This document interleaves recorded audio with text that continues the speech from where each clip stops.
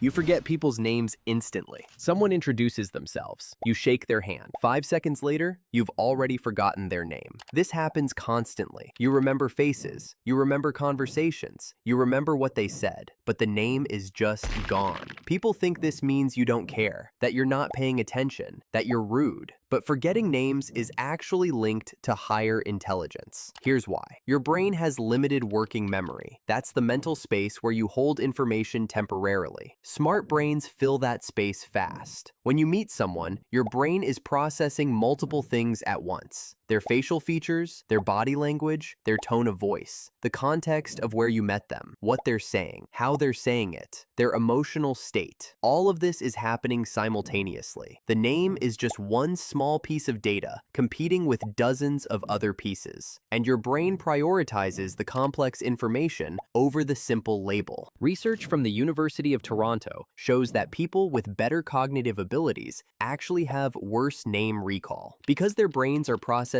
deeper information. They're building a complex profile of the person. The name is surface level. Everything else is substance. In American social situations, this makes you the person who remembers that someone mentioned their dog was sick 3 months ago, but can't remember if their name is Mike or Mark. You're not bad with names. Your brain just values data over labels. The advantage shows up in work situations. You remember what clients need, what problems they're trying to solve, what they said in the last meeting.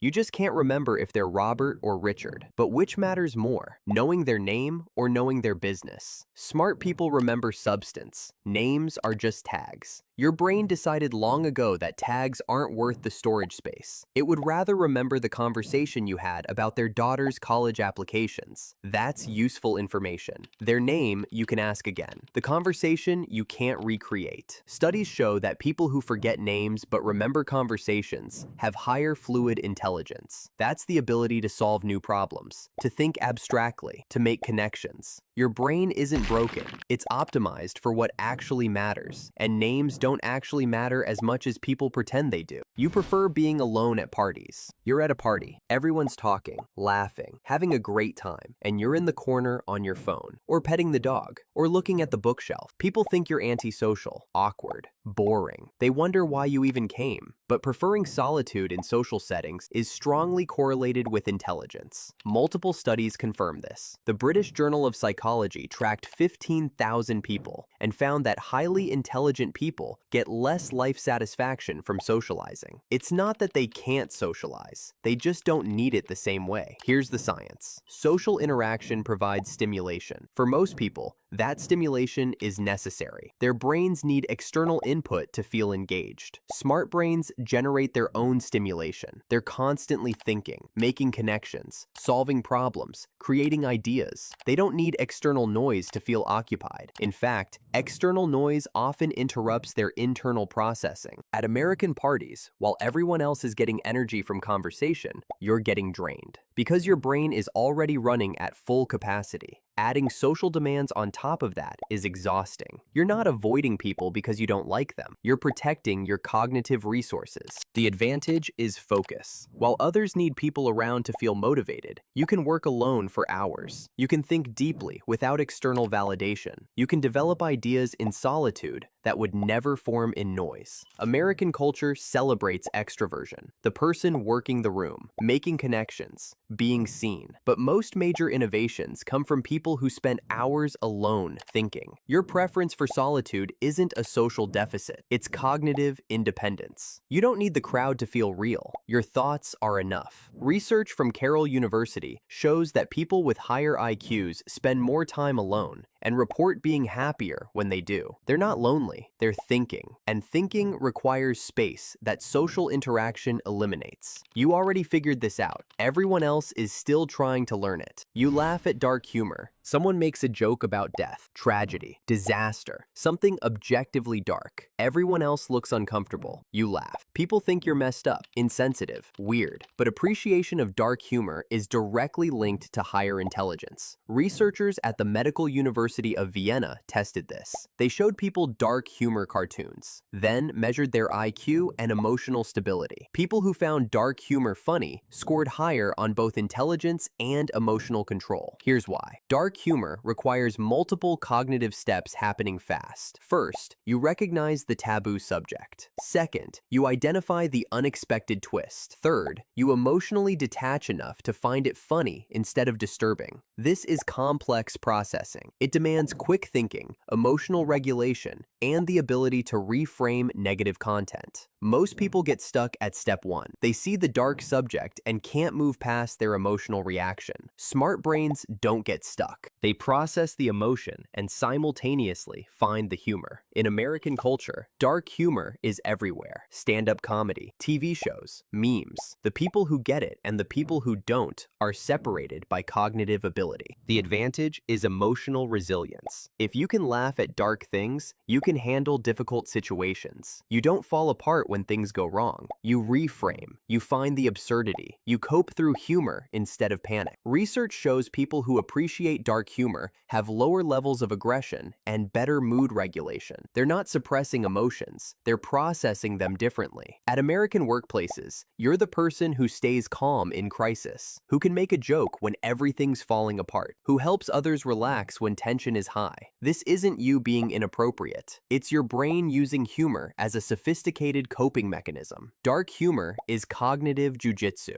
You take something heavy and flip it into something light. That requires intelligence and practice. You've been doing it your whole life. You change your mind constantly. You have an opinion. Then you learn something new. Your opinion changes. People think you're inconsistent, wishy-washy, can't make up your mind. They say you lack conviction. But changing your mind frequently is actually a sign of intellectual honesty and high intelligence. Research published in the Journal of Personality and Social Psychology shows that smarter people update their beliefs more often. They don't cling to positions when new evidence appears. Here's the difference. Most people form an opinion and defend it forever. Their ego gets attached to being right. Changing their mind feels like admitting they were wrong, so they don't. They ignore new information, reject evidence that contradicts them, dig in harder. Smart people don't do this. They treat opinions as temporary, as best guesses based on current information. When better information arrives, they update. This is called intellectual flexibility. It's how science works. You form a hypothesis, test it, adjust based on results. Smart brains apply this to everything, not just science. Politics, relationships, career choices. Everything is subject to revision. In American culture, this makes you seem unreliable. People want you to pick a side and stay there, but you can't. Your brain won't let you ignore new data. The advantage is accuracy. While others are stuck defending outdated positions, you're updating toward truth. You're wrong less often because you correct faster. You don't waste years committed to ideas that stopped working. You pivot, you adapt, you improve. American companies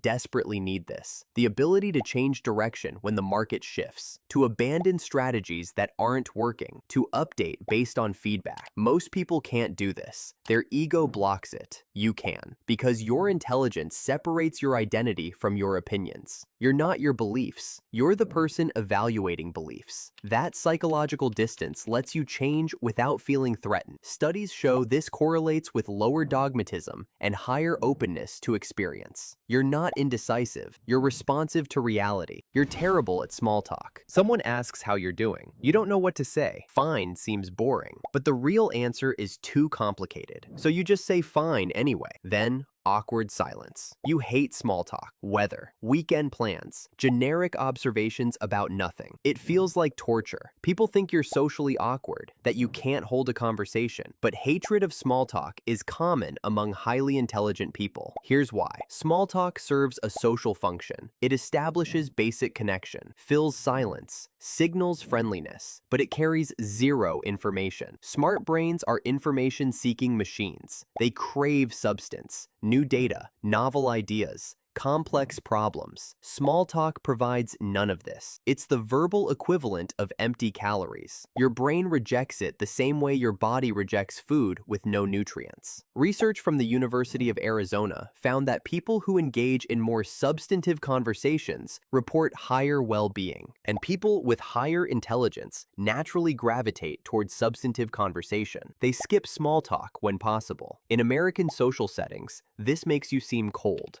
distant, distant, uninterested. You're not. You're just waiting for the conversation to get real. The advantage is depth. When you do connect with someone, it goes deep fast. You don't waste time on surface level. You ask real questions, share real thoughts, build real relationships. While others are collecting hundreds of shallow connections through endless small talk, you're building a few deep connections that actually matter. American networking culture loves small talk, the ability to chat with anyone about nothing. But studies show weak ties built on small talk rarely provide real value. Strong ties built on substantive connection do. You naturally build strong ties. You can't help it. Your brain won't let you stay surface level. This means you have fewer relationships, but the ones you have are real. People know you, actually know you, not the performed version, the real one. That's rare and valuable. Your inability to do small talk isn't a social failure. It's a filter that keeps superficial people out and lets substantial people in. You get songs stuck in your head easily. A song plays in a store. Now it's been looping in your head for 6 hours. You can't make it stop. Even songs you hate get stuck. It's maddening. People think you're easily distracted, that your brain is scattered. But getting earworms, songs stuck in your head, is linked to higher cognitive ability. Researchers at Western Washington University studied this. People who get frequent earworms score higher on working memory tests. Here's the mechanism. Earworms happen when your brain's auditory cortex stays active. Most people's auditory processing turns off when music stops. Yours doesn't. It keeps running, replaying, analyzing. This is called spontaneous musical imagery, and it requires an active, engaged brain. Your auditory system is so responsive that it continues processing even without input. In American life, this is annoying. You're trying to focus on work, but your brain is playing the same 10 seconds of a commercial jingle from 1997. You didn't choose this. Your brain just won't stop processing auditory information. The advantage is pattern recognition. Earworms happen because your brain is excellent at identifying and reproducing patterns. Music is just organized sound patterns. Your brain grabs those patterns, stores them, and replays them. This same ability applies to everything else. You spot patterns in data, in behavior, in language, in systems. Things that seem random to others look structured to you. Research shows people who experience frequent earworms also perform better on tasks requiring pattern detection. American workplaces value this, finding trends, predicting outcomes, seeing connections others miss. Your annoying earworm brain is actually a pattern recognition engine running constantly. You can't turn it off, but you can use it. The same brain that loops Baby Shark for 8 hours also spots the market trend before anyone else sees it. Both come from the same mechanism: high-activity auditory processing combined with strong working memory. It's a package deal. You question things everyone accepts. Everyone says this is how it works. You ask why. Everyone follows the rule. You ask who made it. Everyone accepts the process. You point out it doesn't make sense. People get annoyed. They say you're difficult, argumentative, that you should just go along. But constant questioning is a core trait of high intelligence. Smart people don't accept things at face value. They probe, they test, they verify.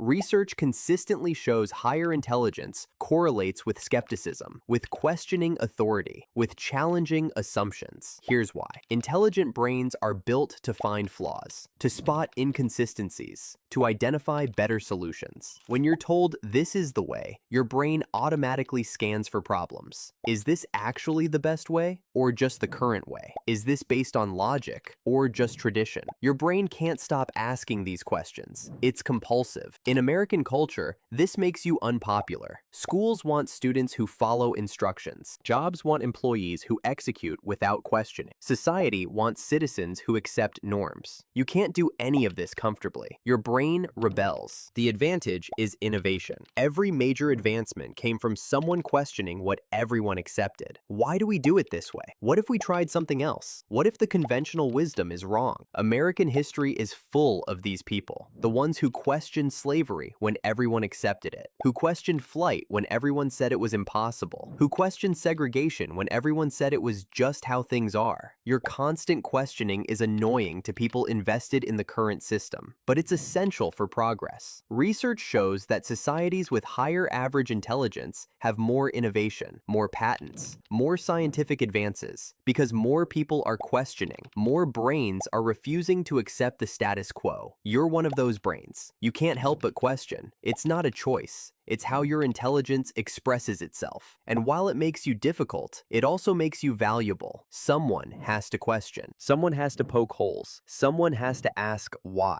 That's you. And that's actually a sign you're smarter than the people telling you to just accept things. So which of these unusual signs hit closest to home for you? Drop it in the comments, because the thing that seems like your biggest flaw might be proof of your intelligence. And if you want more videos revealing what your brain is actually doing, hit subscribe so you don't miss the next one.